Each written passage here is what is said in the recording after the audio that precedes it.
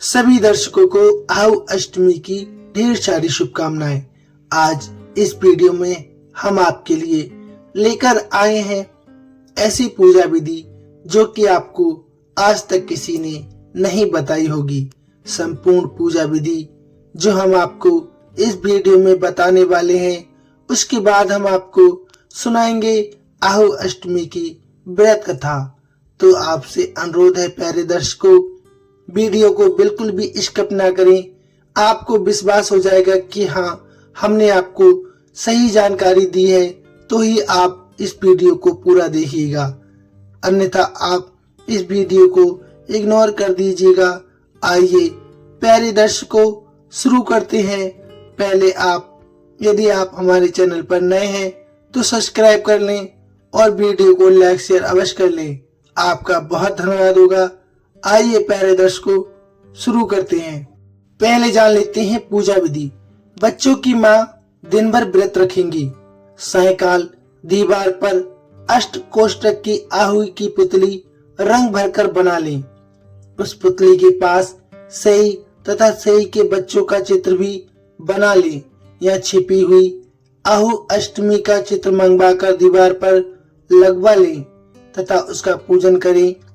सूर्यास्त के बाद अर्थात तारे निकलने पर आहू माता की पूजा करने से पहले पृथ्वी को पवित्र करके चौक पूर कर एक लोटा जल भरकर एक पटरे पर कलश की भांति रखकर पूजा करें। आहू माता की पूजा करके माताएं कथा अवश्य सुने।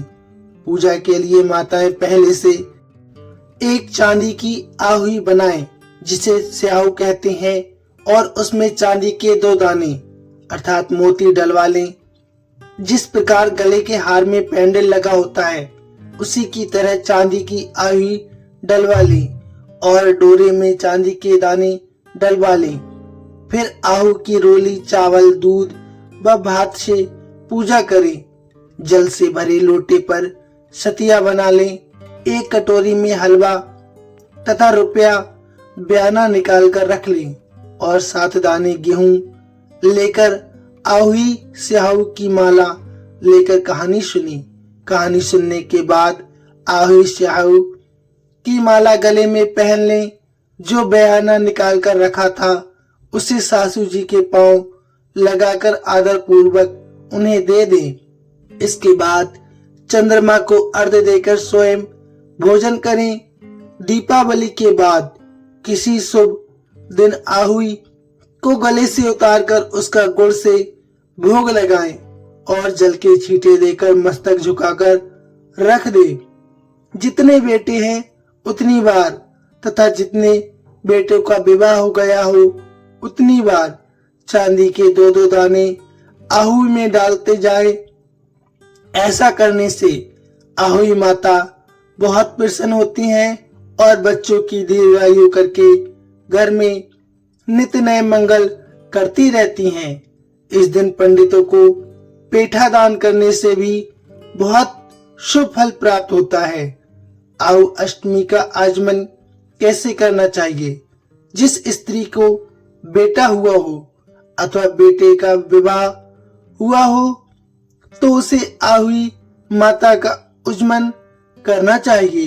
एक थाली में 8 जगह 4-4 पूड़ियां रखकर उन पर थोड़ा थोड़ा हलवा रखें। इसके साथ ही एक साड़ी ब्लाउज, उस पर सामर्थ्य अनुसार रुपए रखकर थाली के चारों ओर हाथ फेरकर श्रद्धा पूर्वक सासू जी के पांव लगाकर वह सभी सामान सासू जी को दे दें। साड़ी ब्लाउज तथा रुपए सासू जी अपने पास रख लें तथा हलवा पूरी का बयाना बांट दें। बहन बेटी के यहाँ भी बयाना भेजना चाहिए। ऐसा करने से आहू माता प्रसन्न होती हैं। तो आपको जानकारी कैसी लगी प्लीज कमेंट में अवश्य बताइए। आइए अब चलते हैं कथा की ओर। एक साहूकार था जिसके 7 बेटे थे, 7 बहुएं तथा एक बेटी थी। दिवाली से पहले कार्तिक बदी अष्टमी का शांतो बहू अपनी इकलौती ननद के साथ जंगल में मिट्टी खोद रही थी। वहीं स्याहू सेई की माद थी। मिट्टी खोदते समय ननद के हाथ से सेई का बच्चा मर गया। स्याहू माता बोली कि मैं तेरी कोख बांध दूंगी। तब ननद अपनी सातों भाभियों से बोली कि तुम में से कौन मेरे लिए अपनी कोख बंधवाएगा। तभी सभी बहनों ने कोख बंधवाने से इनकार कर दिया, परंतु छोटी भाभी सोचने लगी कि यदि मैं कोख नहीं बनवाऊंगी तो सासू जी नाराज हो जाएंगी। ऐसा विचार कर ननद के बदले में छोटी भाभी ने अपनी कोख बंधवा ली। इसके बाद जब उससे जो लड़का होता तो 7 दिन बाद मर जाता। एक दिन उसने पंडित का बुलाकर पूछा, मेरी संतान 7वें दिन क्यों मर जाती है। तब पंडित जी ने कहा कि तुम्हारी सुरही गाय की पूजा करो। काली गाय सुहाई माता की व्याली है। जब तक वह तुम्हारी कोख नहीं छोड़ेगी तब तक तुम्हारा बच्चा नहीं जिएगा। इसके बाद वह बहू प्रातः काल उठकर चुपचाप काली गाय के नीचे सफाई आदि कर जाती। गौ माता बोली कि आजकल कौन मेरी सेवा कर रहा है। सो आज देखूंगी। गौ माता खूब तड़के उठी। क्या देखती हैं कि एक साहूकार के बेटे की बहू उनके नीचे सफाई आदि कर रही है। गौ माता उससे बोली, मैं तेरी सेवा से प्रसन्न हूँ, इच्छा अनुसार जो चाहे मांग ले। तब साहूकार की बहू बोली कि साहू माता तुम्हारी वाहली है और उसने मेरी कोख बांध रखी है, सो मेरी कोख खुलवा दो, आपकी बड़ी कृपा होगी। गौ माता ने कहा, अच्छा। अब तो गौ माता 7 समुद्र पार अपनी वहली के पास उसको लेकर चली। रास्ते में कड़ी धूप थी, सो वे दोनों एक पेड़ के नीचे रुक गई। थोड़ी देर में एक सांप आया और उसी पेड़ पर गरुड़ पक्षी का बच्चा था। सांप उसको डसने लगा। तब साहूकार की बहू ने सांप को मारकर नीचे दबा दिया और बच्चे को बचा लिया। थोड़ी देर में गरुड़ पक्षी आई, जो वहां खून पड़ा देखकर साहूकार की बहू को चोंच मारने लगी। तब साहूकारनी बोली कि मैंने तेरे बच्चे को नहीं मारा है, बल्कि मैंने तो सांप को मारा है जो तेरे बच्चे को डसने के लिए आया था। मैंने तेरे बच्चे की रक्षा की है। ये सुनकर गरुड़ पक्षी बोली कि मांग, तू क्या मांगना चाहती है। वह बोली, 7 समुद्र पार स्याहू माता के पास पहुंचा दे। गरुड़ पंखनी ने दोनों को अपनी पीठ पर बैठाकर स्याहू माता के पास पहुंचा दिया।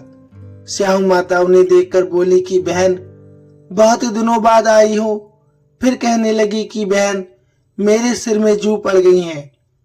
तुम सुरही के कहने पर साहूकार की बहू ने सलाई से उनकी जुएं निकाल दी।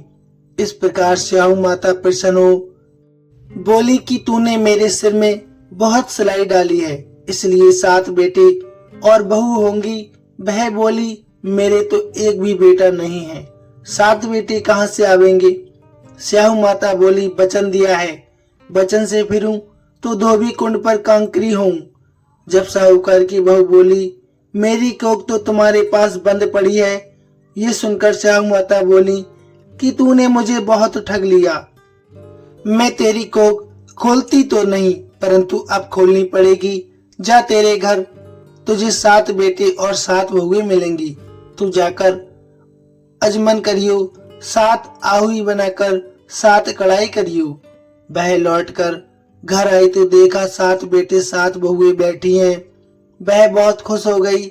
उसने 7 आहुति बनाई, साज उजमन किया तथा 7 कढ़ाई की। रात्रि के समय जेठानियां आपस में कहने लगी कि जल्दी जल्दी नहाकर पूजा कर लो, कहीं छोटी बच्चों को याद करके रोने ना लगे।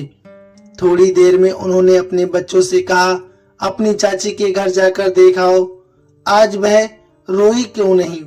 बच्चों ने जाकर देखा, चाची तो कुछ मान रही थी, खूब अजमन कर रही थी। ये सुनते ही जेठानियां दौड़ी दौड़ी उसके घर पर आई और जाकर कहने लगी कि तूने कोख कैसे छुड़ाई। वह बोली, तुमने तो कोख बंधाई नहीं, मैंने कोख बंधा ली।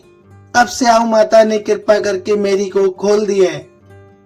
स्याहू माता ने जिस प्रकार बहू की को खोली उसी प्रकार सबकी खोले। सबका मंगलमय हो। सबकी संतान की उम्र आयु दीर्घ हो, किसी की भी निसंतानता ना हो।